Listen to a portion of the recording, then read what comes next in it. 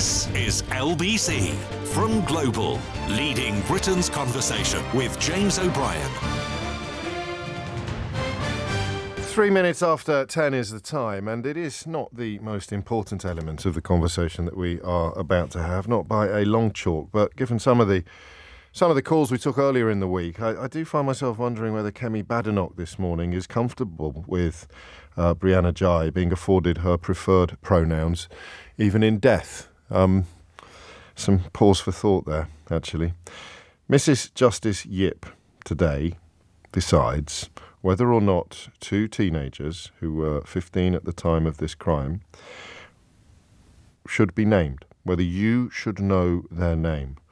Brianna was stabbed 28 times by a girl and a boy whom she believed to be her friends and who had, in fact, as the court heard, been plotting her murder for weeks. She was lured under false pretences to an area of woodland near her home in Cheshire, just outside Warrington.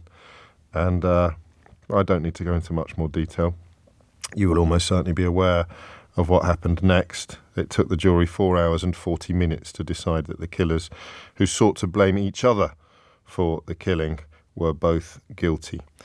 I never know how much. Excuse me. I never know how much to read into reports like this.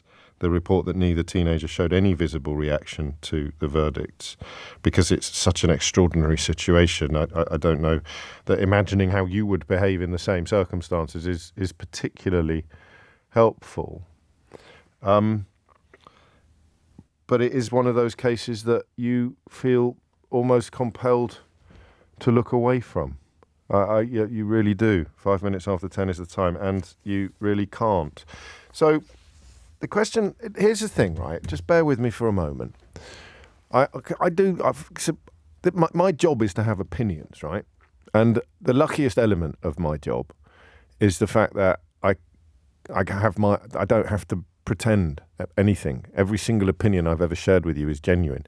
I've changed my mind about stuff, but I never have to change. I never have to argue something different from what I actually believe. But when I started off in this business, I did sometimes have to argue differently from what I believed. I was on a TV show on Channel 5 called The Right Stuff, presented by Matthew, who will be with you over the Christmas period. I've been spending weekend mornings with you recently. Matthew Wright. Excellent broadcaster, very nice chap. But the format of the programme was such that the two other people on the panel, myself and another journalist, would have to adopt opposing views on an issue of the day. So now they're going to book people who they know to be at odds. You don't have the same, very rarely does a programme have the same panellists. We're a bit ahead of the curve, really. Everything on the telly these days is two people having an argument about something in the papers. But when we started doing that show, it was still quite rare. But the problem, of course, with having a permanent panel is that on many mornings, you're going to agree with each other.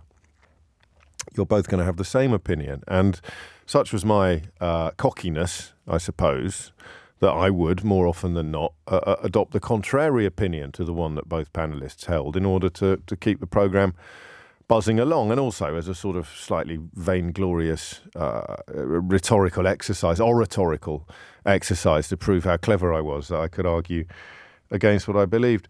But I do remember, as many people will have thought of in the last few weeks as this trial has unfolded, I do remember the case of James Bulger. It's burnt on my memory like it's burnt in yours. That footage, that photograph, that still from the CCTV that saw two children leading away a notably smaller child to a grim and bloody death was, I think we can use a word that's often misused or overused. It was haunting. You are probably still, when I remind you of it, you are probably still haunted by it. And I only mention this because I can't remember whether or not my arguments at the time that the killers, Thompson and Venables, you can still remember their names, were victims of appalling home life. Some of the details of what had happened in their homes went some way towards explaining the desensitizing process which you would have to have been through in order to have ended up committing the kind of crimes that they committed. I couldn't actually remember. I can't actually remember what my true opinion was at the time. And I only mention that because I've been analysing my feelings about this case quite closely. And there were moments yesterday when I was really reading into it and watching some of the reporting on the news. There were moments yesterday where if you had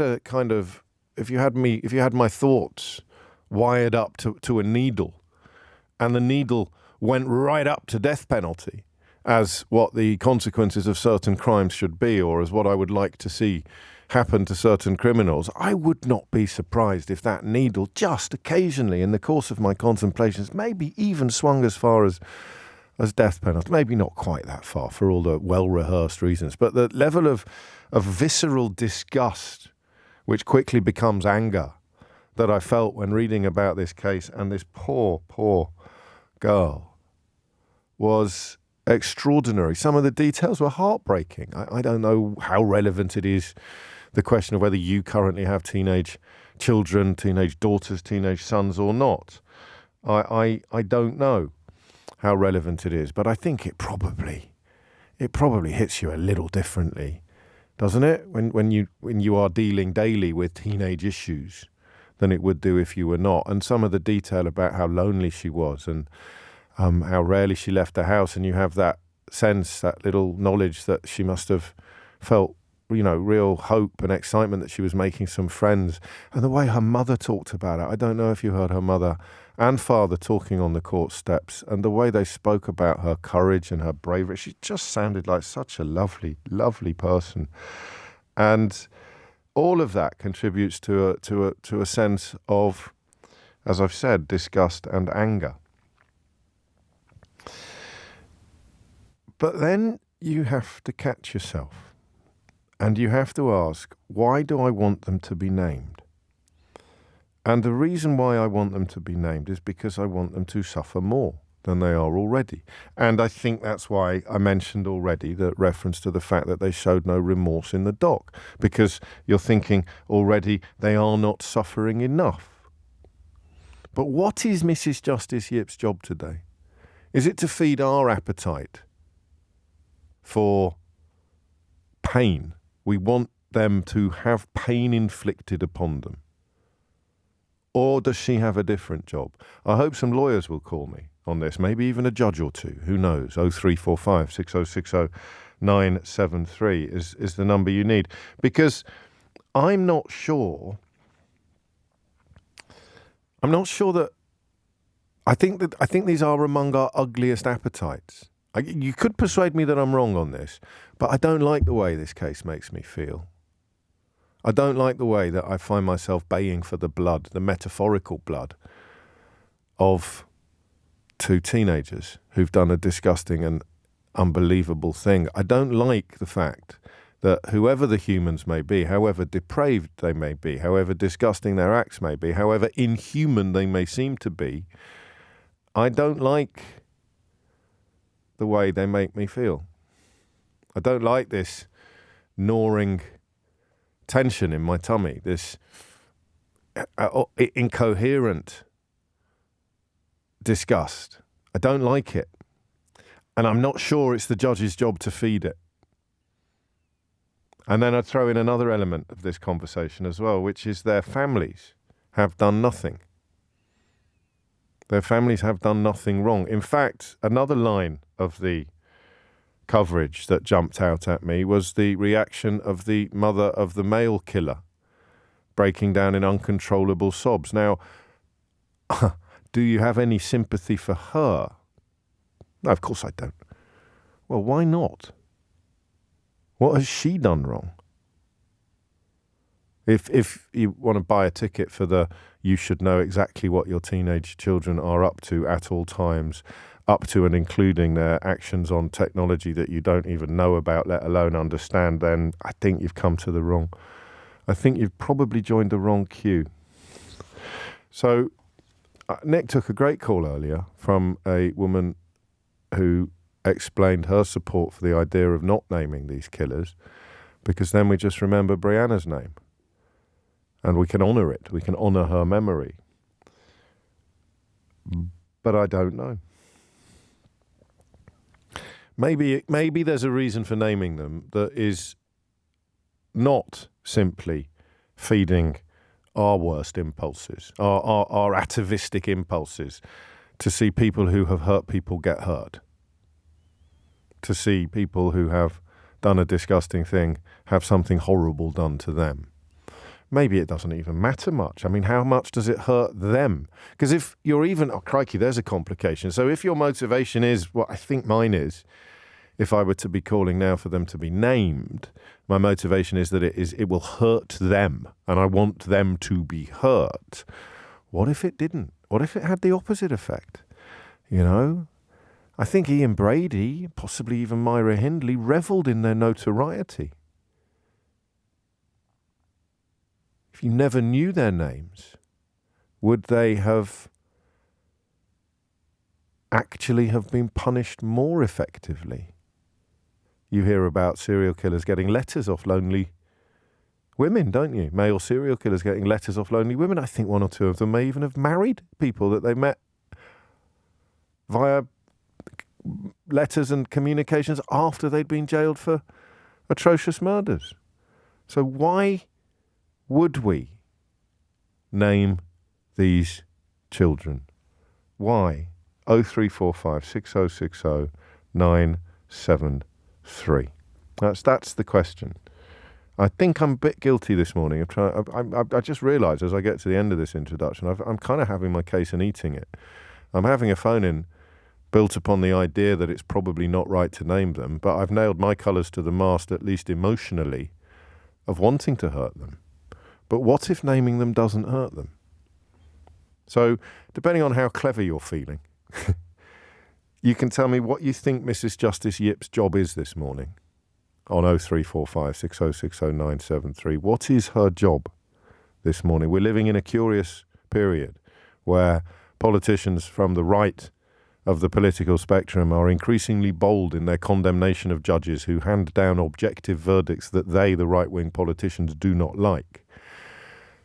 Seeing it on both sides of the Atlantic, actually. Although, of course, given the way in which judges are appointed in America, certainly to the Supreme Court, it becomes a slightly different story. But what is her job today? And I'll leave you with a question from Helen. And I want you to focus on the word good in this question that Helen has just texted to 84850. James, she writes, simply, what good will knowing the names do? What good would that do? Go on, have a crack at that. 0345 6060 973. It's 10:16. James O'Brien on LBC. James O'Brien on LBC. It's 10:18. You're listening to James O'Brien on LBC, where the question sort of just evolved slightly, didn't it, at the end there, from should they be named, right through to what good would it do? And you might actually have a fairly straightforward answer to the first question and no answer at all to the second one. If you're just tuning in, we're speaking of the teenagers who murdered the schoolgirl Brianna Ghey, stabbed to death, and both found guilty yesterday. Warwick is in Eastbourne, which is geographically incorrect, but that's not the point. Warwick, what would you like to say? Hello, really good to talk to you again, James. I'm sorry it's under such awful circumstances. Carry on. Likewise.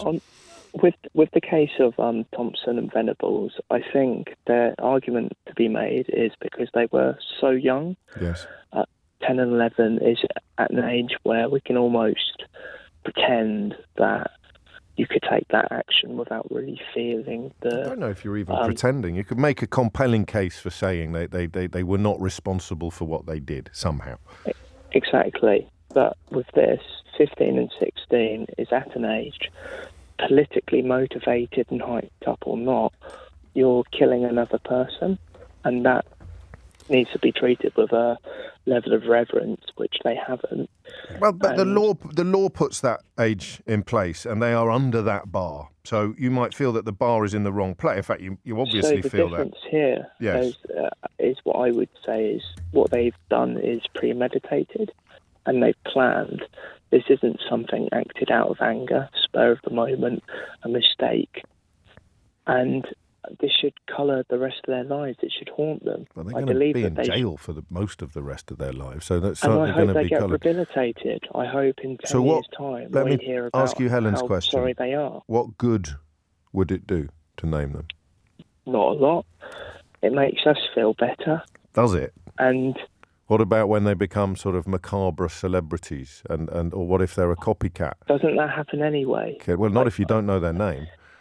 I guess, yeah, it's harder to put like a specific, like, but that feeling is still there. Like, it might not have a name, but it's almost better to have the names because they are easier to take down. They are people. But you wanted them to be rehabilitated a minute ago. Yeah, but I still want their crime to be treated badly. Well, that's a life sentence in jail. I think unintentionally, and I don't mean this in a condescending way, but unintentionally, you've just highlighted perfectly the difference between the heart and the head. So your heart is going, name them, shame them, stick them in stocks and let us all throw stuff at them. But your head is going, I think that's more about me than them. I think that's more about making me feel a bit better than it is about actually seeing justice be served. And I do. I really do think some of these other factors are important. The idea of celebrity, what you really want to be able to do is read the killer's minds and do the opposite of what they would prefer. So if I could prove to you that they wanted to be named, I think under your own explanations there, Warwick, you would have to be in favour of not naming them. So if you could read their minds, establish beyond any doubt whatsoever what they actually wanted, and then you'd probably want the judge to do the opposite. But that doesn't involve the judge doing her job either. Jess is in Lewis. Jess, what would you like to say? Hello, James. Hello. Thank you for taking my call. I don't think they should be named. Why not? Because it won't make anyone, it won't do any good, it won't make anyone feel any better. And I think for wanting them to be named, it kind of calls out to the salacious reality TV part of our brains that we all have. Or pantomime, sort of, boo, hiss type of territory. Which isn't necessarily great. And essentially we have to remember that they are children, and for whatever reason we do not know and probably never will, we don't know what's happened in their lives to make their neuro pathways come to this awful conclusion. No, I've read some fascinating research into the sort of sliding doors moment in tragedy, in atrocity, where if two people had never met, then they would not have embarked upon. I think they might even be called the Bonnie and Clyde theory. I'm not sure, but you're right. We will never know. And the question of what good it would do is probably the one that's hardest to answer in the affirmative, isn't it? Yeah, I can't see that it would actually do any good. I'm sure the parents know their names. They have a right to know their names. Everyone in the area knows. So I wonder if there's a logistical argument. Everyone in the area will know their names. Everyone at their schools. It would probably be very difficult for their names to be kept secret forever. Well, probably already out there, I'm sure, if you went into the furthest reaches of Twitter. But there is actually still, even in the social media age, there's a difference between something being officially known and not being officially known. I just think essentially we have to sort of remember that they are children. They have committed a horrific crime, but they are children. So, and therefore they should be treated differently from adults. Yeah. Doesn't get any simpler than that. That's what the law, the law doesn't insist upon that, but that is why the judge has the decision to take this morning that the judge has to take this morning. Thank you, Jess. 10:24 is the time. Extraordinary detail that emerged. The girl in the case, Girl X, as she is currently known, although that may have changed by the end of this programme, tried to cover her tracks by sending text messages to her victim's phone and writing a social media post in which she described Brianna as one of the best people she had ever met. And when her mother rang the police to inform them that Girl X had been with Brianna on the day of the murder, she told officers that Brianna had gone off to meet a boy in Manchester and later warned boy Y to corroborate her story. Both defendants were arrested at their homes about an hour and a half later. Jonathan's in Leon in France. Jonathan, Leon, not Leon. No, Leon. It is Leon. I'm just marvelling at the spelling in front of me here. Okay, what would you? It's not the most important issue before us this morning. Nice to speak to you again, James. Unfortunately, very sad circumstances. While it's on my mind, folie à deux is yes, that's what it. you were Yes, searching you. for the name of if a crime that probably wouldn't have happened had the two worst people not encountered one another. I agree. Have you written about it? Exactly, yeah. I wrote a novel, but a very much research novel called Boy A, which is about this very, very subject. Which was about someone trying to rehabilitate themselves, having committed a horrific crime as a child, and then being released as an adult. And in that novel, they had a very, very high profile. And had been named and photos released of them as a child, and it was really trying to imagine what it would be like if someone genuinely had. It seems impossible for us to think of this now for these two individuals that somewhere down the line, and as you say, because they're 15, they're quite close to the brink of adulthood. It's very likely they're going to get extremely long sentences. I mean, I don't think it's probably going to be 15 years before. So people may have seen this. Your story was filmed, wasn't it, with Andrew Garfield? Yes. I mean, I think it touched a nerve, particularly in the UK, because we have this history of the killers of James Bolger, yes. And in a way that's part of it as well. I wish we could only remember the names of James Bolger, like yes. You. I remember John Venables and Robert Thompson. It would be nice in a way if we didn't know those names, if yes. we only knew James's name, and if we look at those two individuals. One of them, Robert Thompson, seemingly has managed to rehabilitate himself, or being rehabilitated. As far as we know, he lives a very normal, in as much as I'm sure he has massive psychiatric problems from what he's done and what he's been through. But John Venables seemingly is incapable of moving on and is trapped in that moment. I don't know enough about his situation to know whether is he just pure evil, or sure.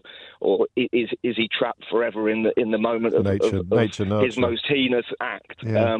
And as you said before, neither of them could have been described to have had idyllic childhoods, but had they not met each other, would that have occurred at all? But coming back to your central premise, is there any good coming from naming them? I don't think there is. I think they will get a form of macabre celebrity, and will perhaps even encourage other people to do it who are seeking that sort of celebrity in the age we live in. They were in that culture themselves, weren't they, as we discovered during the trial, is that they revered killers. They revered committers of atrocities. So, in their own minds, it's not far from impossible that they would see themselves joining some sort of twisted pantheon. Yes. Yeah, exactly. I do wonder about that, and I do wonder about as with all of these sort of school shooters in America. Yeah. How many of them. Obviously, they've got psychological problems, and obviously they hate a lot of people at their school. But it is part of it also the desire to go down in history, even if it's for an awful disgusting reason. And that can change as well with passing time. As you contemplate the length of your sentence, perhaps the appeal of some sort of macabre celebrity would increase rather than decrease, because you realise that your incarceration has quite correctly robbed you of everything else by way of ambition or achievement. Is there any positive to it? Is there any reason for doing it that doesn't just feel atavistic or vengeful, that actually has? I suppose I've said that if you could read their minds, find out what they wanted, and then do the opposite, it would quiet some of the concerns. But if you could find out what Brianna's family would want, or even in a hypothetical universe, what she herself would have preferred, is there any circumstance in which it would be a positive, it would be the right thing to do for you? Well, as you say, I can only think that Brianna's family wouldn't want that, but obviously I can't put myself in their position entirely. But if I were them, I would think that I wouldn't want the name of my daughter to be sullied, by being forever associated with the people who murdered her. No, I can't really think of a positive. As you say, there may be a brief moment of positivity if it's not what the killers wanted, but ultimately they may gain from that because other people will write to them in prison. They will, that horrific celebrity might give them moments of joy in their life that would otherwise be missing, which is maybe, as I say, I mean, the best we can hope. However unlikely that seems at the moment, is that one day they can be rehabilitated and can face the enormity of what they've done. And as you say, we can't, looking at them in court and saying they were unmoved. We can't know whether they were too unmoved. much into that, but you can have an emotional response to it yourself. Also, the father of Brianna, Peter Spooner, the judge making the point that they were from well-educated and intelligent, stable backgrounds. Neither had been in trouble with the police previously. The testimony from Mum and Dad after the verdict was delivered was almost unbearable, actually. Jonathan, thank you. If you're intrigued by the book Jonathan mentioned, and indeed the book Jonathan wrote, Boyer, his surname, I should tell you, is Trigell. And the film, for fans of trivia, the film is quite interesting because it's got Sean Evans in it before he was Endeavour in Morse, in the Morse origin story.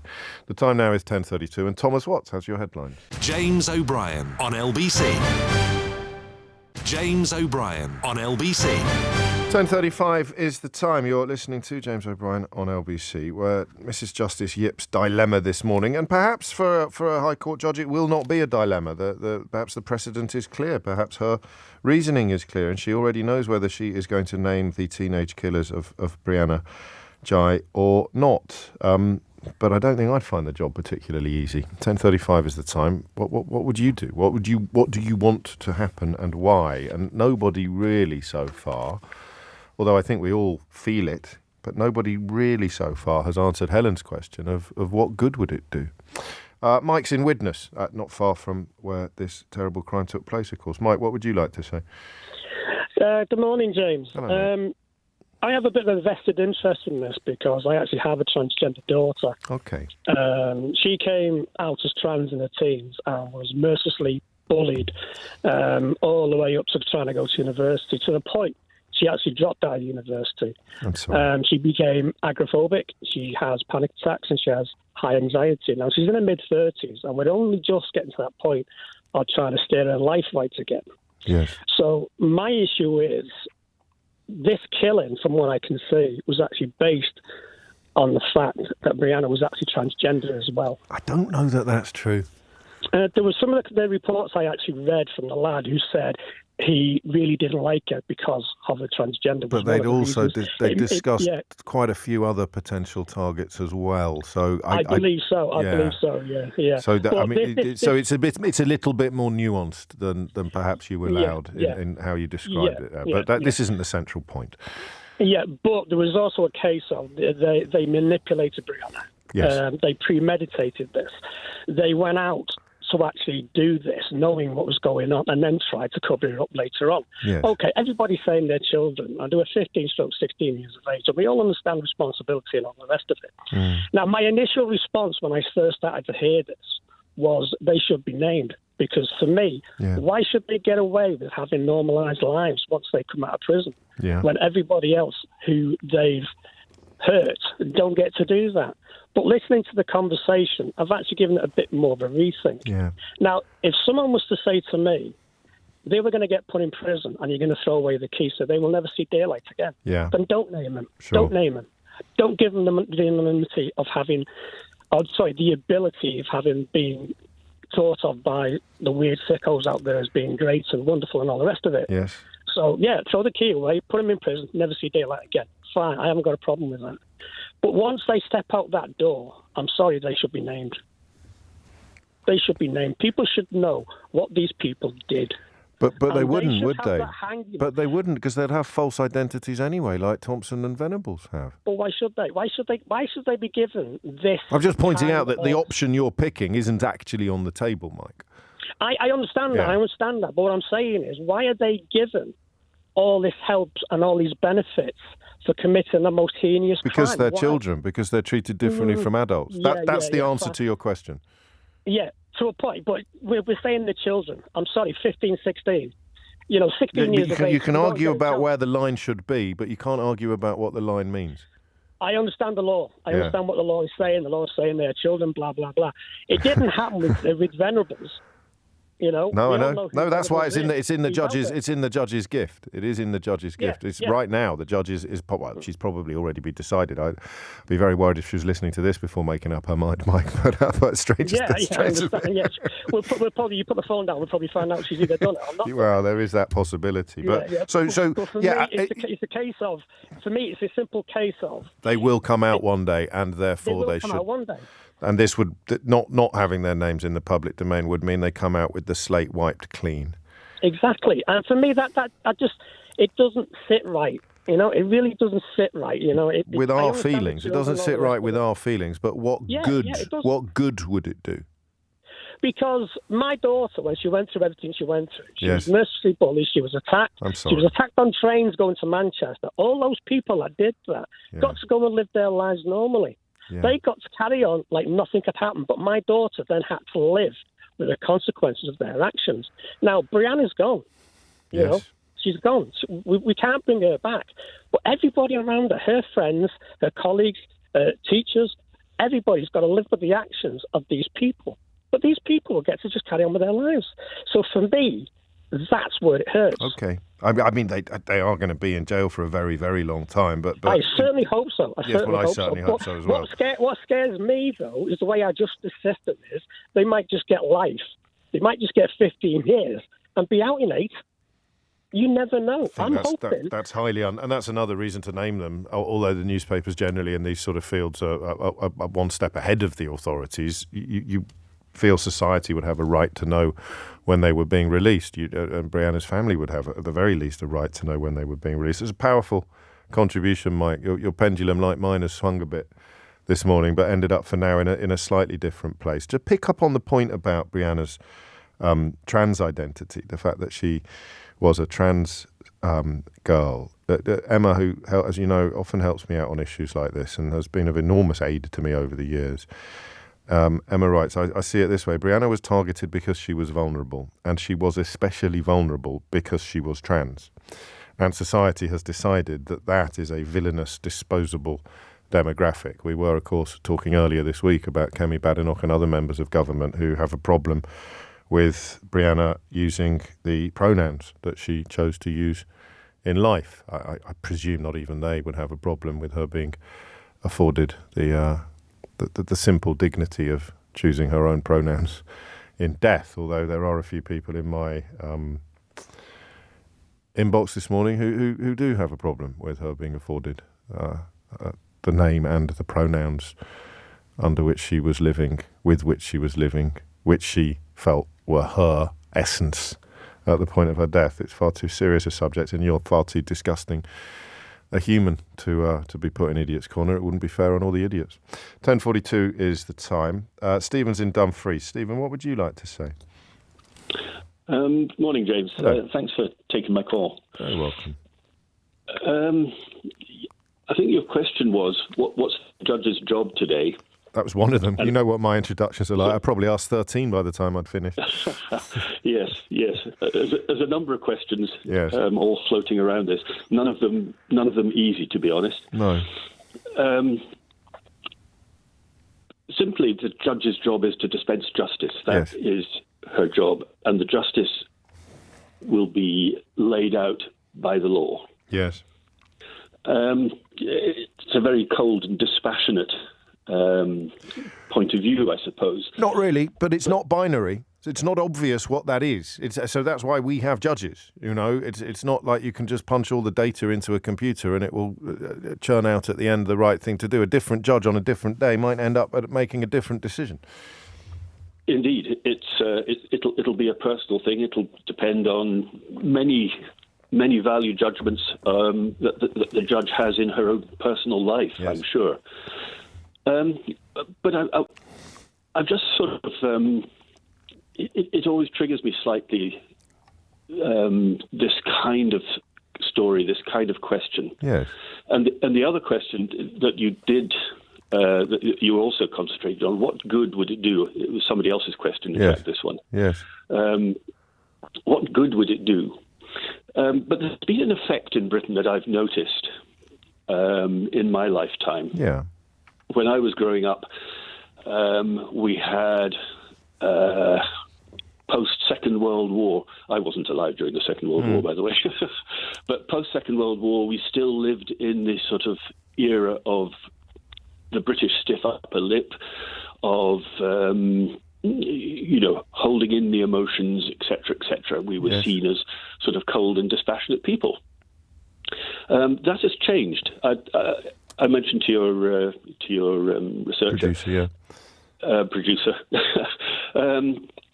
I first noticed it at Princess Diana's death, which it surprised me, the complete emotional outpouring of grief at a girl who had most people had no personal connection with whatsoever. We are going to run out of time. And are you saying that's a good thing, a bad thing, or just a thing?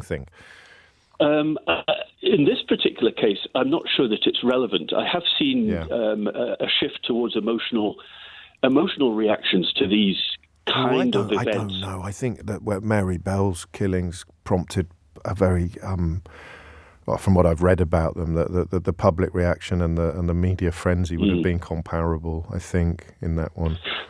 Yeah, possibly. Yeah, I'm sure there have been cases in the past. But at the end of the day, when the judge pronounces a sentence, and whether she decides to name them or not, the purpose of dispensing justice has to somehow follow the law, and also it should somehow, I don't wish to sound like a weeping... No, you won't, don't worry. But rehabilitation has to be part of any criminal sentence. And the more committed you are to the idea that the judge should be motivated solely by hurting these culprits, the further away you are drifting from any recognition of the importance of rehabilitation, which some people reject. You don't sound like a bleeding heart liberal or a weeping angel or whatever it was. That's a character out of Doctor Who, so I don't think that was what you were reaching for. I think that is the point. Some people reject entirely the notion of rehabilitation. It's why conversations about the existence of evil are often held in this space. Mary Bell, for people who don't know, was 11 when she killed two boys, Martin Brown and Brian Howe, and she was 23 when she was released from custody. A lifelong court order granted her anonymity, which has since been extended to protect the identity of her daughter and granddaughters. But, it's not watertight, and as a consequence of that, she's since lived under a series of pseudonyms. So there are precedents in both directions, but James Bulger's killers, we know their names. We know Mary Bell's name as well, actually, don't we? But we don't know where she is, and we don't know what name she's living under now. 10:46 is the time. James O'Brien on LBC. James O'Brien on LBC. Time is 10:49. I'm minded to return to the case of Brianna Ghey after 11 o'clock. I am at the moment, but you know me, I reserve the right to change my mind at any moment. But there's something else I want to do now, not least because hardly anybody else is doing it, with a couple of exceptions that we may touch upon shortly. But I refer, of course, to that verdict last week, or the week before, last week, the Mirror Group newspapers, over the phone hacking and other unlawful information gathering. I'm going to remind you of what Piers Morgan, some of what Piers Morgan had to say in the aftermath of the judge in that case finding that he had indeed known about phone hacking. And then I'm delighted to tell you that Evan Harris, who is the legal analyst who helped some of the claimants in this, all of the claimants in this case, will talk us through elements of that statement and elements of that judgment. So here's a little clip of that statement. Today, a judge in the High Court in London has ruled on various cases, including Prince Harry's claim against Mirror Group newspapers, where I was an editor until 2004. The judgment finds there is just one article relating to the Prince, published in the Daily Mirror during my entire 9-year tenure as editor, that he thinks may have involved some unlawful information gathering. To be clear, I had then, and still have, zero knowledge of how that particular story was gathered. All his other claims against the Daily Mirror under my editorship were rejected. With regard to the judge's other references to me in his judgment, I also want to reiterate, as I've consistently said for many years now, I've never hacked a phone or told anybody else to hack a phone, and nobody has produced any actual evidence to prove that I did. I wasn't called as a witness, and it's important for people to know this, by either side in the case, nor was I asked to provide any statement. I would have very happily agreed to do either or both of those things had I been asked. Nor did I have a single conversation with any of the Mirror Group lawyers throughout the entire legal process. So, I wasn't able to respond to the many false allegations that were spewed about me in court by all foes of mine with an axe to grind, most of which, inexplicably, were not even challenged in my absence by the Mirror Group counsel. But I note the judge appears to have believed the evidence of Omid Scobie, who lied about me in his new book, and he lied about me in court, and the whole world now knows him to be a deluded fantasist. And he believed the evidence of Alistair Campbell, another proven liar who spun this country into an illegal war. For the record, Piers Morgan lied about me in his last book, but that's not an element is of interest in these matters. Dr. Evan Harris is here, legal analyst to the claimants in the case. So we'll start with the first line there. The judgment finds there is just one article relating to the Prince published in the Daily Mirror during my entire 9-year tenure as editor that he thinks may have involved some unlawful information gathering. And that all other articles from his editorship were rejected. Well, that's false. I mean, you could say it's just wrong, because not everything that you write in a book or say that is wrong is a lie, and that's where he goes wrong with Omid Scobie, or people go wrong with what's said in books. A source may tell you something, you report it, it's contested. A lie is when you know, and it's shown that you know. Now, he definitely knows that of the 148 articles that are in that claim, only 33, a sample, were taken by the judge and determined, which means, and even he can do this maths, I think, 115 have not been determined. Of those 115, 19 are from his time as editor of the Daily Mail, in the Daily Mail. So what we know is that there's one found, 19 up for grabs. So it's simply not true, and all he's doing is misleading and spinning, and he knows, because he will have read the judgment and he knows this, but he's just trying to make his outrage, his faux outrage, the story, and he did that quite effectively for his audience, which was the Daily Telegraph and the Daily Mail and his sort of snowflake Twitter sphere, which he speaks to, and so all you could say with accuracy is that there remain well over 100 articles in this case alone upon which the judge is yet to rule. Oh yes, of which 19 are during. Of which 19 are during, so over 10% are during my. Yes. Close to 20% are during and of course, my editorship. There have been hundreds of other claimants, all with articles in his editorship period, all of whom, every single one of them, the Mirror has paid out with admissions that they were the product of phone hacking or unlawful information gathering. Hundreds. Nigel Havers famously, the Daily Mirror, and Nigel Havers says, I can't believe Piers Morgan was hacking the phone of my wife as she was dying of cancer. So, it's very clear that this one article was not an isolated case, and the judge made that point. All his other claims against the Daily Mirror under my editorship were rejected. Well, as I say, there's 19 that haven't been considered. With regard to the judge's other references to me and his judgment, I also want to reiterate, as I've consistently said for many years now, I've never hacked a phone. And I've never instructed anyone to hack a phone. Well, that's not consistently what he said, because what he's consistently said in the past is that he never knowingly published an article that came from phone hacking. Now, he has dropped that last part of his multiple protestations of innocence. And of course, it's not what the judge in this case was describing him. What the judge found was this latter point, was that he must have known. He says it's clear, it's obvious, it's without doubt, in fact. So it's not a civil level of proof of balance of probabilities more likely than not. It's beyond a reasonable doubt. It's obvious, there is no doubt that those editors, including him, knew about it. Now, what he said previously is, I haven't hacked a phone, I've never instructed anyone to hack a phone. Well, how would you ever find proof of that unless, someone's videoing him in the office, and that doesn't exist because they covered their tracks.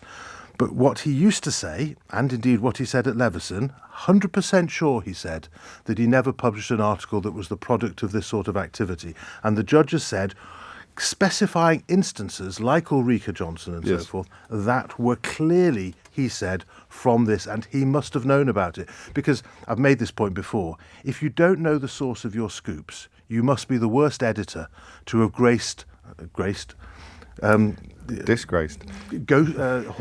the Fleet Street, or indeed any newsroom in the world, or you're involved in this criminal activity. There's only two choices, and the judges found that he wasn't the worst editor. He knew, and that brings him, implies knowledge of criminal activity for which he's responsible, and you can't escape from the fact that what he said at Leveson was not true, and the judge says he knew it wasn't true. Which of the cases the judge cited do you think were the most damning to this attempted defence? Is it the case of Melanie Cantor? It is Melanie Cantor, who was Ulrika Johnson's agent. It's a very good one because he made part of his name was based on this thing where he says, I got this fantastic source and I put it to Melanie Cantor and she confirmed it, right? This is about Ulrika Johnson having an unlikely affair with Sven-Göran Eriksson, who was the England manager. They were hacking the phones, both of them, his staff, and they heard a Swedish woman on his phone. I think that's how it worked. And they got a Swedish receptionist, it is said, to translate the voicemails that they had transcribed, and they worked out what was going on. And they pretended it came from a source. They always do this. And then they got the agent under pressure to confirm it. Turns out the source was in fact their phones and the agent's phone, because there are invoices to a private investigator known to be found by the judge to be and admitted by Mirror Group to be associated with hacking activity in the name of Melanie Cantor, the agent, who was a witness, who Mirror Group did not contest, so she wasn't cross-examined. They accepted her evidence as truthful. I'm a friend of Piers. He was always calling me. I can't believe he did this to me. There was invoices in her name and in the name of Ulrika and in the name of Sven.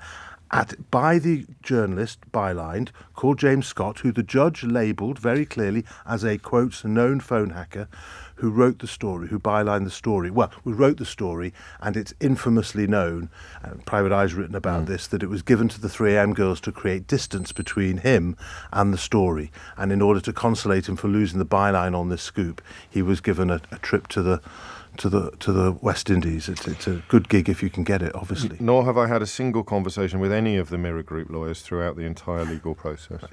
So he complains that he's not been called to give evidence in his own defence. There's only two reasons, there's only two circumstances where that could happen. Only the Mirror Group could call him. Ethically, if lawyers know that a witness is not going to tell the truth, they can't really depose him and submit it, okay? So their position... He would still insist that he would tell the truth, indeed, of course. So they had the option of calling him to deny it, which would help their case enormously. Yes. I assume, and this is only my assumption, knowing what the rules are on lawyers, that they either couldn't bear for him to tell if he told the truth, it would wreck their case, because the truth was he was involved, and that's the last thing they want is him being torn apart as he would be under cross-examination, where there's no escape. He can't just scurry off like he did on Good Morning Britain, or scurry back into his house like he did at that press conference, or he submits a false witness statement, and if they believe it to be false, and because they didn't challenge Melanie Cantor's evidence, or Ben Wegg-Prosser's evidence, who's another person who testified to this effect, I assume they said they're truthful, right, because they're not challenging it, they couldn't depose him. Now, the judge said that the Mirror said that they were in touch with him during the litigation, and he did help them, quotes, help them. So either the Mirror lawyers have misled the judge, or it maybe wasn't a lawyer that was in touch with him. Maybe it was an old mate who said he was working with the lawyers, and he's dissembling. Everything he said in that statement was incredibly slippery. And indeed, speaking of old mates, he very much gave the impression that the only people who'd given evidence against him were old foes, citing Alistair Campbell and Omid Scobie. But you've just said Melanie Cantor was an old friend of his. Who's David Seymour? David Seymour was the long-standing political editor of the Mirror Group, worked closely with Piers Morgan. When we approached him to be a witness, he said he didn't have a beef, particularly a personal beef with Piers Morgan, but knew him, and his evidence was that he was a slippery character, and he gave an example of how he came out singing a Beatles song that he said he'd heard on a voicemail left by Paul McCartney for Heather Mills when they were having a row. And David's evidence was he later found out that voicemail had been given to him by the editor of The People at the time, which was Neil Wallace, who later on became Andy Coulson's deputy and denied knowing anything about this. The judge found that the editor of The People at that time knew about it, and that has huge implications for what Mr. Wallace said in his criminal trial, where he denied knowing about it later at the News of the World. So but there's one other point I want to make about Omid Scobie. He said, how can he believe him because he doesn't like him and he doesn't believe what he's written in his book? What a judge does is watch a person give evidence under cross-examination by a King's Counsel. And he was thoroughly cross-examined by the King's Counsel and for Mirror Group. And the judge said he struck me as an honest and straightforward witness. And what he said matched the documents, that there was an article. So Omid Scobie said he'd overheard Piers Morgan at the 3 a.m. desk where he was interning saying, where'd you get this story about Kylie Minogue and James Gooding from? From the voicemails, Piers, says the person. And sure enough, there's an article. And there's a payment to a private investigator that is said to be found to be preparatory to hacking. So there's nothing in this statement that is credible from Piers Morgan, and it's all bluster. I'm grateful to you for providing a little bit more insight into this judgment and indeed this developing case. How depressing is it for you and your colleagues at Byline Times? And I know David Yellen does a podcast on BBC Sounds that has dug into it a little further. If this featured somebody who wasn't so closely allied with the Fleet Street establishment, it's fair to say it would be getting rather more coverage. Or indeed, if it wasn't largely about the Fleet Street establishment. If you look at the Telegraph, for example, they don't lead on Harry wins on their website. No. It's Piers Morgan rejects allegations. Yes. And that's not the same for all of Fleet Street. And the Times, for the first time in this litigation, to be fair, ran a relatively straight story, right? And the comments underneath, which I read for interest, never engage with, were very pro-Harry, which you don't normally get because the Times readership is different. That there were some straight stories, a PA report in the Mail, but their readership has long gone, long since sailed off the abyss of sanity and reasonableness. So, but it is problematic that you have a newspaper industry in this country, and David Yellen made this point very well, that will not report the news when it's about them. If it's any other industry, they are demanding heads roll. Right, when it happened when something happened to Philip Schofield and Hugh Edwards, not criminal offences, not judgments, they must be taken off air. They must be suspended by ITV and BBC respectively, and they were. So, as I've said before, Piers Morgan should be called in by his head of news at Talk TV and suspended, and then that head of news at Talk TV, Richard Wallace, the former editor of the Daily Mirror, should then suspend himself for exactly the same finding that the judge made. But they won't, because these right-wing talk show characters, it's always about the other people they want to cancel, never themselves. Evan Harris, you've taken us 5 minutes past the allotted time for the news, which is a testament to how hard I was hanging on your every word. Many thanks. Very kind. Thank you, James. Well, we'll be seeing you again. It's just coming up to 11:05. James O'Brien on LBC. James O'Brien on LBC. It is 8 minutes after 11 and you are listening to James O'Brien on LBC. I'm going to play you the statements from the mother and father of Brianna Ghey in full. It will probably take us pretty much up to the next break, and then we'll return to the conversation of whether her killers should be named, because I think my more primitive responses to the story were formed in large part while listening to this incredibly harrowing. I don't know if this constitutes a trigger warning or not, but it's deeply upsetting. It's not detailed, but it's heartbreaking. Brianna's mother is called Esther Ghey and her father Peter Spooner. Those are the voices you're about to hear. Brianna was larger than life. She was funny, witty and fearless. We miss Brianna so much, and our house feels empty without her laughter. To know how scared my usually fearless child must have been when she was alone in that park with someone that she called her friend will haunt me forever. Prior to the trial, I had moments where I felt sorry for the defendants because they had ruined their own lives as well as ours. But now knowing the true nature and seeing the remorse for what they have done to Brianna, I have lost all sympathy that I may have previously had for them. And I am glad that they will spend many years in prison and away from society. I would like to take this opportunity to give my thanks to all involved in the outcome today. Thank you to Cheshire Police and the CPS for all of the hard work that has gone into building this case following a thorough investigation led by DCI Adam Waller and DI Nigel Parr. Thank you to our liaison officers, DC Sarah Newton and DC Linda Turtle, for supporting us throughout the investigation and trial with such professionalism and kindness. Thank you to Justice Yip for ensuring a fair trial has been carried out for all. Thank you to the prosecution, Brianna Ghey, Casey and her team for all of the hard work throughout and for advocating for Brianna in such an outstanding way. Thank you also to the jury for making the right decision based on the evidence. I understand how difficult this must have been for you all, but you have worked hard and thanks to you, society is now a safer place. Thank you to all of those who gave evidence, with special thanks to the couple who found Brianna and PC Chadwick, the first officer on the scene. I'm so grateful that in the last moments of her life, she had the concern and kindness from you all, and I undoubtedly know that you did all you could do to help my precious child.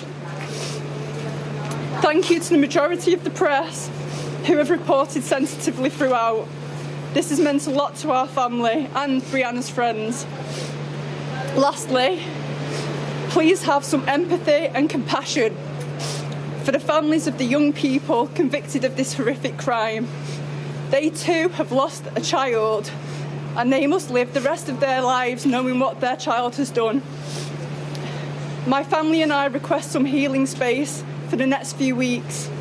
However, I will be back at the end of January to continue my campaigning for better mental health support for young people and their families. Thank you. I never stopped loving her, and I never will. From when she was little, I remember the faces she would pull to make me laugh, a cheeky giggle, funny dances are engraved in my memory. I knew she was going to be a star, and the amount of support she received from the followers on TikTok proved this. She shared her TikTok videos with me all the time, and I was so proud of what she could do. Show me how she would do her makeup. She had such an amazing talent, and I enjoyed sharing this with family and friends. I look into her eyes and they shine back at me. And I know she was a beautiful girl to be proud of. I hate how her life has been brutally taken away from her, and she's been deprived of the life she wanted to live. It's difficult to comprehend how some people can do these vile things in the world and don't understand how cruel and heartbreaking their actions can be. The impact on Brianna's death has not just affected me as her father, but also my whole family. My heart bleeds every day for Brianna, and this will never go away. And the amount of guilt I have can sometimes be unbearable. but I will ensure her memory lives on in my thoughts and dreams. The support I've received from my fiancée Lorraine, family and friends has been second to none, and without you I wouldn't have got through it. Also, the amount of work and effort the police have put into getting Brianna the justice she deserves has not gone unnoticed. Mr. Parr and all the family liaison officers has been extremely supportive through the whole process and understood the emotional journey that has been experienced. I also want to express my gratitude to PC Andrew Chadwick and the paramedics who tried all they could to try and save my daughter. We spoke a few days before she was taken from me, and we were arranging to meet each other. It breaks me every day to know I'll never get that chance again. I wish I had been there to protect her, but that's something I must live with. The suffering from this horrific incident should never happen, and I hope no other family ever experience the torture this can bring. The mother and father there of the murdered schoolgirl Brianna Ghey. I'm going to add one more statement to that you may not have come across previously. Esther Ghey and Peter Spooner speaking. This is Emma Mills, who is the head teacher at Birchwood Community High School, where Brianna was attending. And it's actually quite remarkable for a variety of reasons that you'll soon appreciate. Losing Brianna has been heartbreaking. She was a creative, witty young lady who was robbed of the chance to overcome her anxieties, robbed of the chance to grow up, and robbed of the chance to fulfill her ambitions of training in hair and beauty. Her nails matching with her phone case, her fluffy handbag and coat, the over-the-knee white socks and rolled-up skirt, the amazing hair extensions and lashes that went on for days, her creativity and flair for fashion. She was iconic in her look. She had a sparkle, and you could never miss her. Once met, never forgotten. The loss of any life is awful, a child even worse. But what happened to Brianna is beyond comprehension and has changed me as a person and my outlook on life forever. Seeing people in the media talk about her being bullied is hurtful on so many levels, least of all how disrespectful this is to Brianna. She was sharp-tongued, I know, as I was on the receiving end of it many a time, had a strong sense of justice and was not afraid to say what she thought. She had very close relationships with staff due to the nature of her personalised and bespoke timetable in school. She was not in the main body of the school due to her social anxiety. She never alleged any bullying, and I would pity the person who would have tried, to be honest. My disillusionment with the tabloid press and social media has grown daily in the last 10 months, how things can be twisted, but also how lies can be told with no sense of responsibility or care for the hurt and pain it causes. It is still happening now. I realise it is a beast that can't be tamed, and that scares me. Most of all, out of everything that has happened, I have been inspired by the true force of nature that is Brianna's mum Esther. She is a dignified, strong and a warrior mother, being there for Brianna not only when she was alive, but standing strong for her in death in a way that I am totally in awe of. She is dedicated to making a positive legacy for Brianna in helping other young people. To create something so positive out of such personal pain and tragedy is truly remarkable. She is just that. Remarkable, and I'm very proud to call her my friend. I only stumbled across that in the Liverpool Echo, actually, just before coming on air, and it did occur to me that it's too early to talk about legacies at the top of the list of conversation, but there is going to be a big legacy here. I think Brianna's mother is going to make sure of that, and I wonder whether Brianna's legacy will be a slight change in the way that some people think about trans issues and transgender children, because to hear her father speaking so powerfully and so movingly about his beautiful daughter is the kind of thing that we're supposed to be getting outraged by and spooked by and banning and cancelling and indeed mounting Tory party leadership bids on denying people like Brianna their chosen pronouns. It may be just that the nature of social change sometimes is incremental rather than exponential, and somehow this terrible tragedy would have turned the dial in the direction of the light. James O'Brien on LBC. James O'Brien on LBC. It is 20 minutes after 11. It is heartbreaking, you're absolutely right, and I'm struck that many of you hadn't heard that before. and indeed by your support for the sentiments I expressed at the end of that. Let's return to the central question, although I wonder, I can't quite calibrate the switchboard in the way that I want to for this, because I wonder whether the pendulum now swings back to wanting more pain to be delivered to the people responsible for robbing those parents, and indeed that head teacher who I thought expressed herself quite beautifully of Brianna Ghey. And that takes us back to the question of what good would it do? What good would it do to name the killers? 21 minutes after 11. Nathan is in Glasgow. Nathan, what would you like to say? Hi there. Yeah, James, I'd be 100% hi there. I'd be 100% behind naming them. Although I do think, I think we've spoken before, you might recall my backgrounds in law enforcement, serious crime, and I've looked at individuals like this in the face and before. Youth offenders as well, specifically, I think. Yeah, I have, who you could almost track the path, and despite best intentions, and I was never one to damn somebody for Sure. their instant actions. There was always room for forgiveness of that, and an understanding that they had different elements of their life.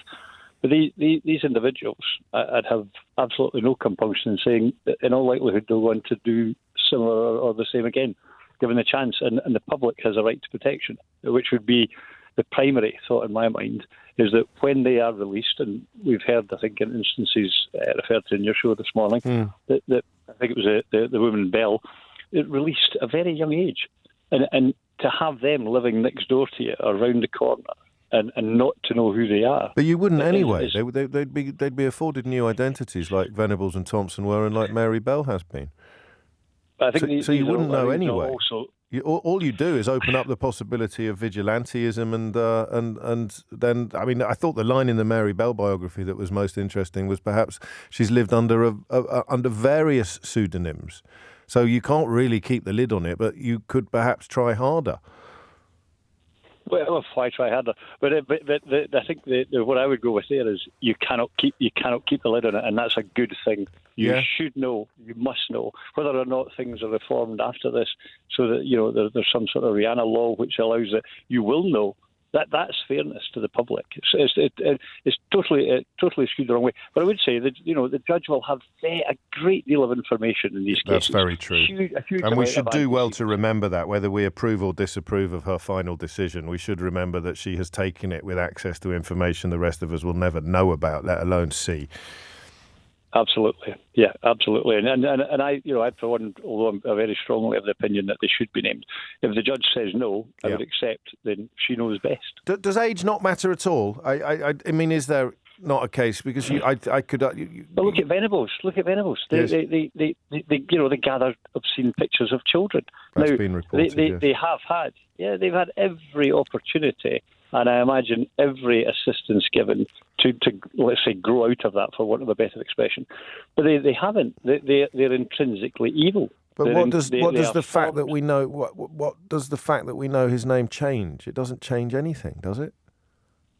I think it leads to the point, as you've said, where the cat's out the bag, and like it or not, naming them gives a likelihood that they'll be known from now on in, and they should carry that burden for life. I understand that. They should carry that burden for life. But that's a desire for them to suffer, which I think is understandable in the circumstances. Well, it's a desire to prove repentance. So if you're going to get because you began by describing people beyond repentance. You began by telling me that you've looked them in the eyes and you know that they can't be rehabilitated, and they don't, and they won't repent. So I can't let you have it both ways. Well, those who repent should have the ability to be challenged for their prior behaviour. You can't repent. I can't remember the fellow's name now, who was a slaver back in the day, and who was it, Amistad or the Amazing Grace that came from it. He never denied his past. So you can't allow that these people can move on and pretend or live in a bubble. And yet I come back to the point. No, I was just picking up on your use of the word burden. I don't necessarily disagree with you. I would like them to carry the heaviest burden imaginable, but I don't know whether that is feeding something a bit unpleasant in me or whether it's serving some wider, broader purpose. Thank you. I got quite a few other cases as well, aren't there? The Damilola Taylor's killers. were named, and they were underage. So it would be, I wouldn't call it special treatment, Junior, but it would be different treatment from other infamous cases if they were not to be named. But as Nathan just reminded us, it's a decision entirely in the gift of the judge. I cried, writes Paul, hearing her parents, James, and I understand why you've put her in capital letters, Paul. I don't want to inflict pain on anyone. Thank you. John's in New Malden. John, what would you like to say? Well, I understand about naming and everything else, but the one thing, I mean, Jamie Bolger's killers, John Venables and Robert Thompson. Yes. And my name is John Venables. Crikey. And and I'm 15 years older than him, thankfully, so but still, everyone knows it wasn't me. But I can guarantee the only John Venables walking around is not them, because they changed their names. You know, so by naming them, it doesn't actually mean anything. And yet it means, I presume it means quite a lot to you. It doesn't, because I'm 15 years old. So it hasn't impacted on you particularly. I've had stupid comments loads over the years. Well, let's not diminish that, actually, John. I mean, it's your life. I can't start giving you lessons about your own life, but that must be pretty grim, though. It's horrible being associated with something like that. Of course. But you know, it just makes no sense in a way, because those two kids are not called that anymore. And say Damo Taylor, you know, Brianna's killers are not going to be called the names they've got at the moment. So they're going to come out, and if obviously they commit further offences, they'll just be referred to as their old names. Yes, and that's the bit where you find yourself wondering what exactly it would, what purpose it would serve, and yet they have done it in previous. Yeah, I do think. I mean, if it serves a purpose, it's worth it. But you need to know what the purpose is. Yes, yeah. I mean, if there's no purpose because they're going to change the name, what's the point in naming it to start with? Yeah, well, I tried to make that point to Nathan a moment ago, but I don't know that I made it as well as you. I mean, did you ever consider changing your name? Oh God, no. No. No, I mean that's my name. Could change it to Terry.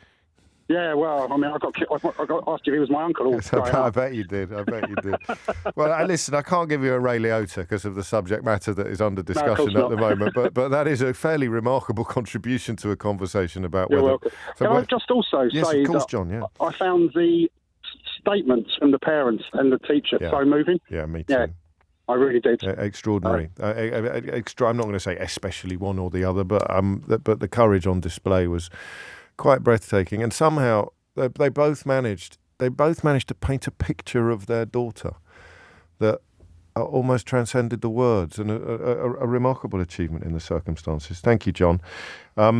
It's a good conversation, this. It's an interesting one. I'd just like to, because we'll carry it on for another 10 minutes or so. Then I've got quite an interesting guest for you. And then, of course, it is Thursday, so it will be Mystery Hour. But thank you for because radio funnies are a funny old thing. And I did indulge myself a bit at 10 o'clock talking about the business of offering up opinions for a living. But this is one of the most measured, thoughtful, and insightful conversations about a very, very tricky subject and a potentially quite simple question. The conversation has been anything but, and I'm very, very grateful to everyone who's contributed for that. It's coming up to 11:30. Thomas Watts has your headlines. James O'Brien on LBC. James O'Brien on LBC. It is 31 minutes after 11, and it is indeed in Manchester Crown Court that Mrs. Justice Yip is considering the question of whether or not to name Brianna Ghey's killers. I don't know whether you noticed this. It's actually quite extraordinary. The government announced yesterday that some of the money it, quotes, saved, end quotes, by scrapping HS2 would be spent on some roads. And they hailed it as part of the Network North transport project. They actually had Network North branding certainly on the Twitter announcement that they would be spending some of the money, quotes, saved, end quotes, by scrapping HS2 on fixing potholes and improving roads as part of the Network North project. So which part of the North do you think was in receipt of the Network North funding announced by the government yesterday? Which part of the North do you think it was? Beulah? Anyone? Let's check that, actually, that footage, and get the word. No, it's a genuine game. Anyone can play. Which part do you think perhaps it was Huddersfield? or Sheffield, Cumbria, perhaps. It may have been in Keswick. Which part of... I shall... Remind me to tell you before home time, because I think you're probably going to enjoy this particular revelation. The government hailed its latest Network North transport project yesterday, and I wonder which part of the North you think got the £235 million being referred to. But back to the much more serious question of the day. I don't have the legal knowledge for the precedents, but most of the cases you can think of, infamous as they are, most of the cases you can think of, the culprits have been named. Someone sent me good, I've kept it. Ian sent me this, which speaks to quite a lot of the conversation we've been having today, although quite obliquely. 3 days after James Bulger's body was found, the then Prime Minister John Major said, "Society needs to condemn a little more and understand a little less." 5 days later, his Home Secretary, Kenneth Clarke, announced plans to incarcerate children as young as 12. Not naming the murderers makes it harder to condemn and continue to condemn again and again and again, while failing to strive to understand continues to fertilise the soil from which such atrocities arise. It's very powerfully put. Don't ring me to answer that question about Network North, by the way. It's just a bit of fun. Nick's in Newark. Back to the names. Nick, what would you like to say? Hi there. Yes. Is it Newark? Do you know? Is it Newark got the money? Do we think? No. Well, yes, stay tuned. Stay tuned to find out, Nick. Yes. Firstly, please don't hold that against me. Carry on. As I was saying to your producer, I don't want to know their names, frankly, because it will take. I think it will take a lot away from. Yes. Poor Brianna. Yes. Because we'll be talking about them. I hope they get the help they need and the rehabilitation that, hopefully they'll get in Well, that's where the Bulger case becomes so pertinent, isn't it? Exactly. Because one, it would seem, has turned his life around and one has not, which is, you can use that either way, can't you? You can either use it to say rehabilitation works or rehabilitation doesn't. The point is, sometimes it does, sometimes it doesn't. I was going to say, actually, regarding that, if you think about it, that's a 50% success rate. Success rate. That's quite incredible. But again, away from that, again, I almost wish we'd never known their names. Yeah, well, I had to look up the names of Mary Bell's victims, which I think, and I wasn't alive, I don't think, when those crimes happened. But yes, I remember the story of Mary Bell. Of course. I think Gita Serini wrote an amazing biography a few years ago, which also caused quite a lot of controversy because, of course, the argument that why are we giving so much attention to a child killer when we've forgotten the names of her victims? So it changes the story, doesn't it, to have the names out there? Yeah, that's the reason. I mean, because the lasting image, because the first image I saw after the terrible crime was of her eating an ice cream. It might have been with a lovely smile, and also actually. Whereas what we remember now are the mugshots of Thompson and Venables. That's the visual image that you have whenever the name of Jamie Bulger is mentioned. Him being led away on the one hand, and then the mugshots of the killers on the other. But I don't know that the judge takes stuff like that into account. Actually, I don't know that will be part of her contemplations, her pontifications. I don't know whether it even should be. 11:36 is the time. Thank you, Nick. Andrew is in Bedford. Andrew, what would you like to say? Hi, James. I'm from a town just outside of Liverpool, so, growing up. And, it was quite often, that on Facebook you'd see people sharing photos, probably for likes and just to go viral and stuff, of people saying that it was Robert Thompson or John Venables. He's turned up at my local, or he's turned up working around the corner, that kind of thing. Yeah, exactly. This is him. this is not necessarily this is where he lives, but sure. Share it around so everyone's aware who it is. Yeah. And it turns out that it's actually no one to do with it. It's just some random guy who either someone's got an axe to grind with him or, completely unrelated to it. So I don't know if that's a case for naming them or not. No. But, it's just innocent people get tied up in it if they, in that case, they are named and it's still innocent people getting tied up, but, they've got new identities and stuff. What good does it do? What good does it do? I mean, I think of Nathan's words, that they should carry the heaviest burden. I can live with that. I'm comfortable with that, but not to the exclusion of the possibility of rehabilitation. What good does it do? Because it's usually happened thinking about it, thinking of Damilola Taylor, thinking of Mary Bell, thinking of Martin Brown and Brian Howe, thinking of previous cases, thinking of James Bulger. We know the names of the culprits in all of these cases, and yet I can't really think of any good that's done. Exactly, and you know the names, but they've now got new identities. All you know is the children on the mugshots. You don't know them as adults. So is it protecting anyone once they're named and they're out and they've got new identities? I don't really know, but throughout the past nearly 2 hours, my mind's gone from one to the other to the other. Just can't nail down whether it's right or wrong. But it's just heartbreaking. But of course it is. You just all can't. roads lead to Helen, who was the first one to ask the question. I hate it when that happens. I'm doing a 20-minute monologue and someone texts in a single line that's a considerably better question than whatever one I'm trying to work my way towards. What good would it do? Thank you, Andrew. It is just coming up to 11:40.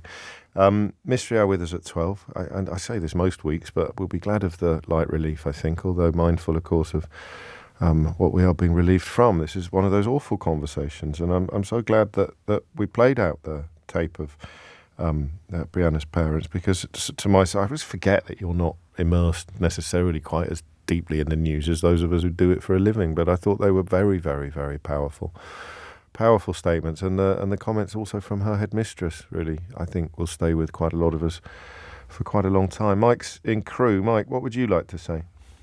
Oh, good morning, James. Hello.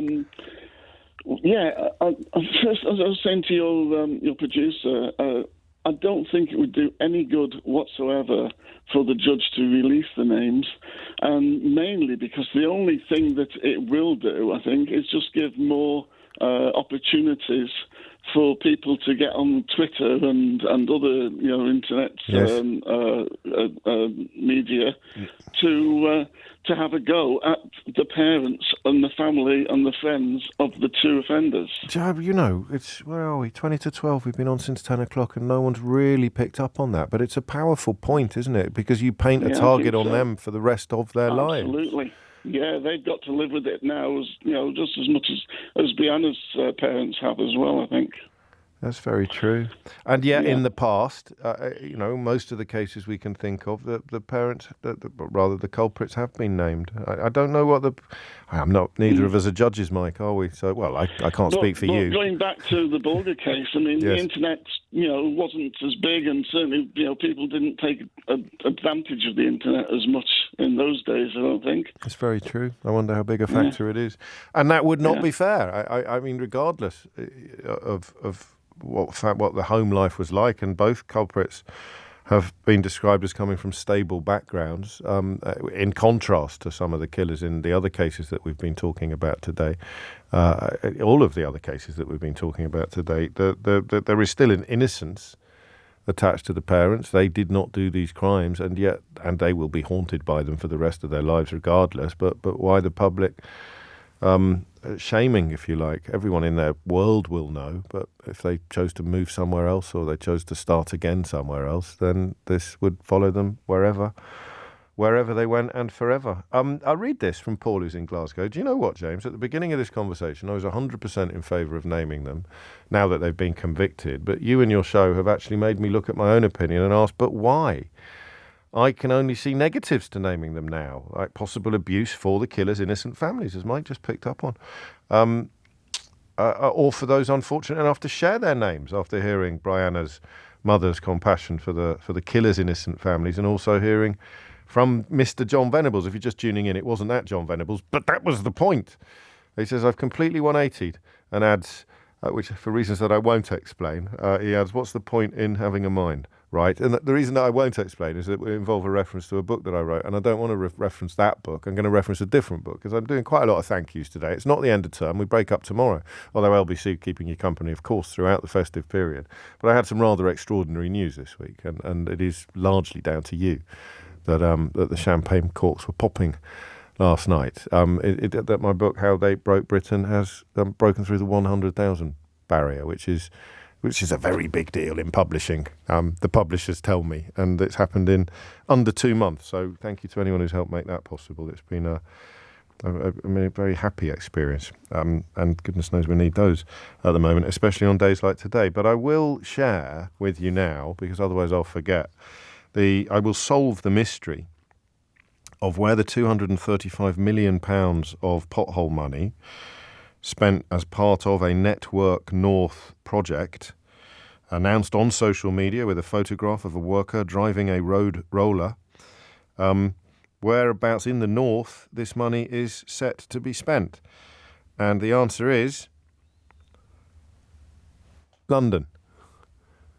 That is what the government somehow managed to do. They managed to release a picture or announcing money under the Network North banner, claiming that the scrapping of HS2 had allowed extra investment, up to £8.3 billion, of which £235 million under, by their own description, the Network North transport project would be making its way to London.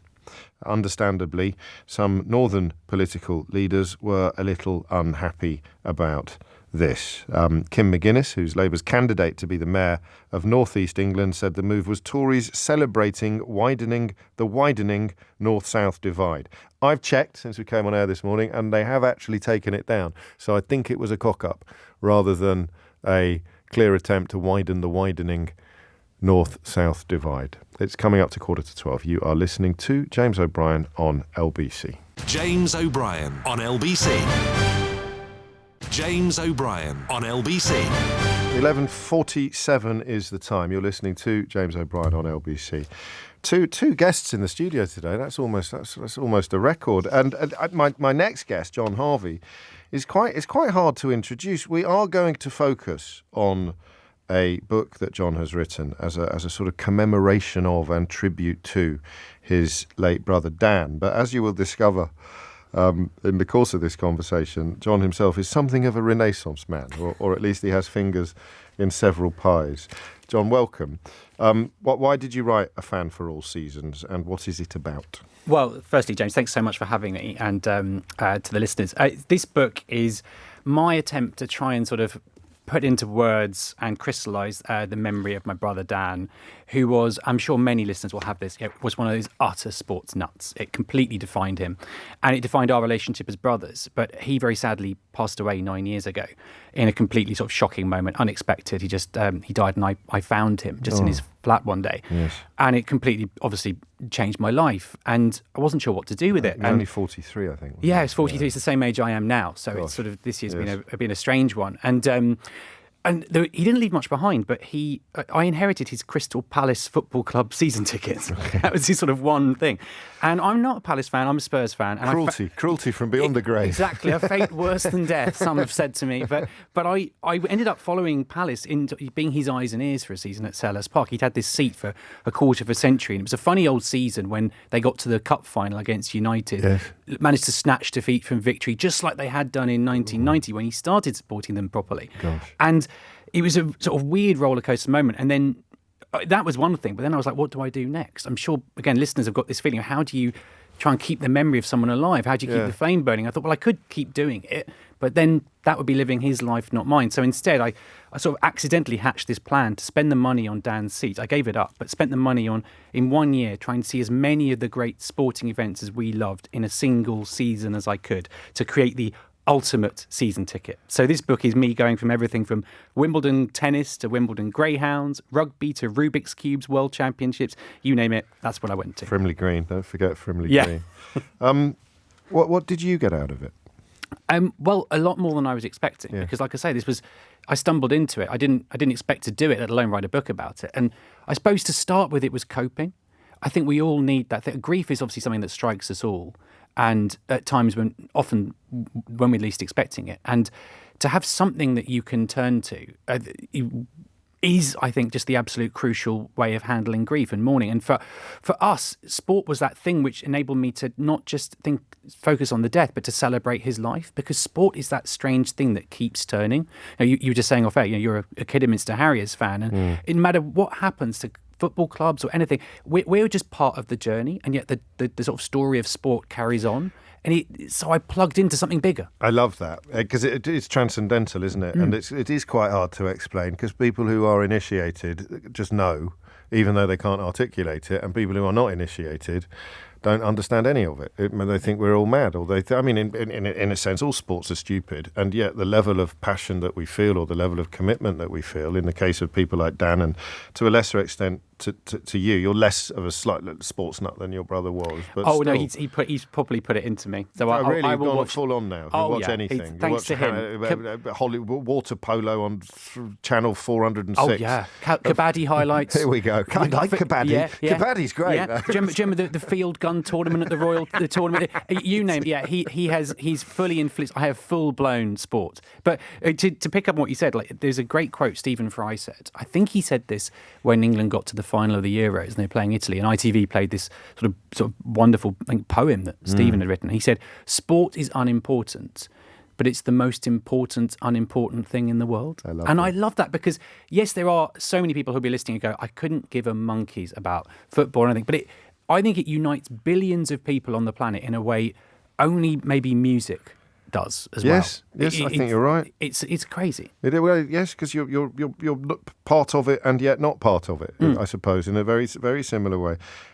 More than just an audience member like you are at the theatre, but with music, it reaches parts. Yes, I like that analogy. It's not, as you say, anyone who's got anyone in their life who they're suddenly thinking of now would do well to buy this book for them, but they should read it too. They should read it as well themselves to understand a little bit about the magic. It's alchemy that you describe, and you describe it quite beautifully, as one would expect from a writer who has worked on programmes such as The Thick of It and Have I Got News for You?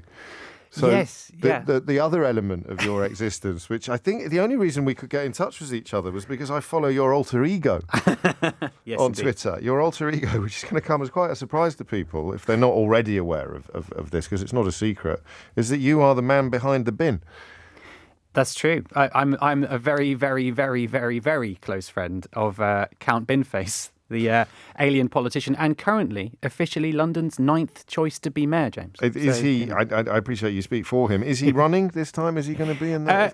He beat Piers Corbyn. He beat Piers Corbyn last time, didn't he? He has beaten Piers Corbyn and UKIP twice. There you go. Not only in London mayor, but also in the Uxbridge by-election, where you'll be pleased to hear that not only did Binface stand against Boris in 2019, Binface was the only candidate who said he'd stand for a whole parliament, and then in the by-election kept his word and stood again. So he's he is the trust candidate. He is. But he would love to stand. And the scoop is that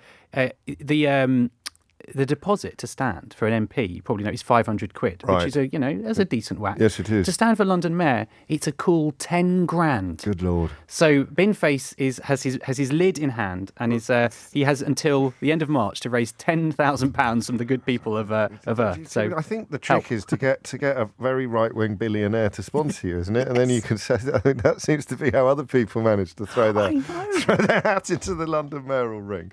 And we'll talk a little in a moment about your work on Have I Got News for You, because you've just put together the sort of end of year roundup. But back to the book, back to A Fan for All Seasons.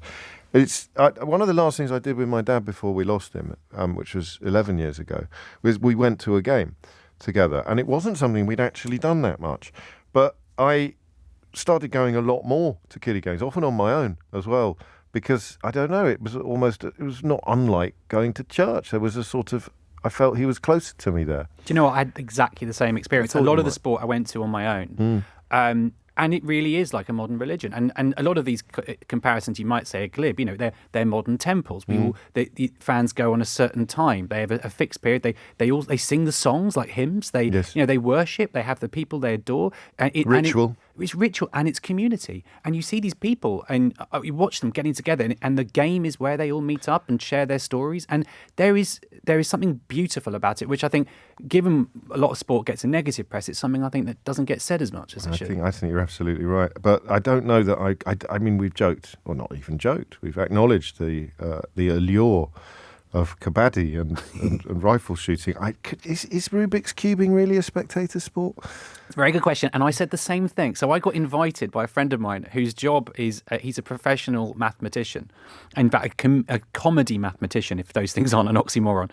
And he said, come along. And I was in this sort of phase of life where I was saying, I can't say no to things. You know, again, it's part of grief. It's just opening yourself up to new things. And I'd been to all these different bits and bobs. I'd been to handball and in Paris and all sorts of things. And then this Rubik's Cube thing came up, and I did think, is it a sport? But I thought, I can't not go. And my God, it is. Because what is a sport? Yes. It's doing something with physical skill to the nth degree. James, what do you reckon the world record is? I think it's about 8 seconds. I think someone's just put it under 4. You're joking. 4 seconds to do it once. Good God. And they can do it 30 seconds with one hand. You'd have to watch it in slow motion, wouldn't you? You wouldn't. It's a blur. Okay, you've sold it. It's incredible. And Keith, book some tickets. Well, it's every 2 years, and it goes around the world like the World Cup. Extraordinary. It's incredible. There's actually a documentary that got Oscar nominated about it. You can catch online. It's worth Googling. It's incredible. They do 2 at the same time now, don't they? Yeah. They juggle them while they doing do them blindfold. They're doing how can you do it blindfold? So what you do is you examine the cube. Oh my days! And then you put the blindfold on. Go. And then at the end of it, you put your blindfold up, and they can do that in 30 seconds. Oh, this is extraordinary. You are responsible with others, I presume, for putting together the Have I Got News for You review of the year, the sort of succession of clips.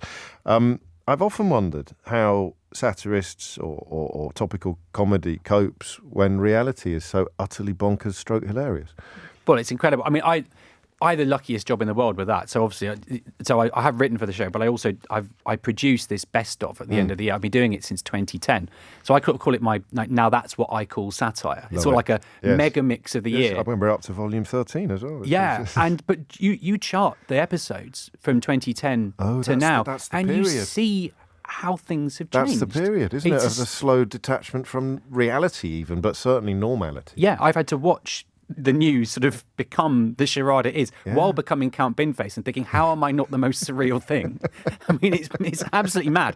But yeah, I mean, I have this joy. I get to watch all the episodes back at home, and I cut it all together because I do a lot of online mashups myself. Right, yes. So one of the most famous ones I did, I turned the opening sequence of Succession into a Boris Johnson parody a few years ago. That was absolutely sensational. That was me. And so I do this sort of mashup show, and it's on this Friday, and it is a joy. And this year's been an absolute.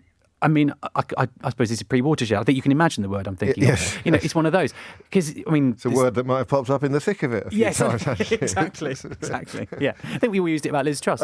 Does your bell go off? Does something happens, you've got the news on or something pops up and you just know that that's going straight in? Even in January? Yeah, pretty much. Yeah. I mean, there are certain things that always pop up. There's usually a royal segment. So obviously this year it was the coronation. And God, there's enough. You could fill a show on that. Really but then there's stuff in America. There's the Boris Johnson thing. I mean, as I was cutting that, you forget. It almost feels like last year that he was thrown out of Parliament. So much has happened since the summer. Yes. And so there was all that. Then the COVID inquiry and the stuff that Cummings was saying in the text, which again, pre-watershed I won't say again. No, but there is so much fun. And of course, some of the weirder stories are just as much fun, like the loss of the rusty pole in Exmouth. Do you know about that? I do remember that. Yes, yeah, I do. Amazing. What a year. I look forward to seeing that on Friday. Well, as the book does, and indeed as reviews have picked up, it always comes back to Dan. So we should do that as well. I think perhaps the most powerful line I read is that we are reading conversations they could not have. So it is a book about grief, but also a book about fanaticism and the... Yeah. I mean, that's the thing is, you must have that feeling now that we live our lives on phones so much, where when someone dies, you just imagine you can text them or WhatsApp them, and it's that feeling that they're not there anymore. They're not in the ether, and yet they feel like they are, is one of the most maddening things about a grief. And sport was a way of managing to cope, because I was having this conversation. I was the one still seeing this stuff, obviously absolutely craving him to still be there during the darts, the moment, or the snookers just being, and I just absolutely have that. You can't describe that yearning to tell your loved one about what's just happened. But being there to still, it makes me grateful for what I'm able to see, and it helps me appreciate life all the more to see it for Dan as well. That's beautifully put. You honour his memory. A Fan for All Seasons by John Harvey, A Journey Through Life and Sport is out now in the non-fiction section of bookshops, where you might also... No, I'll resist that.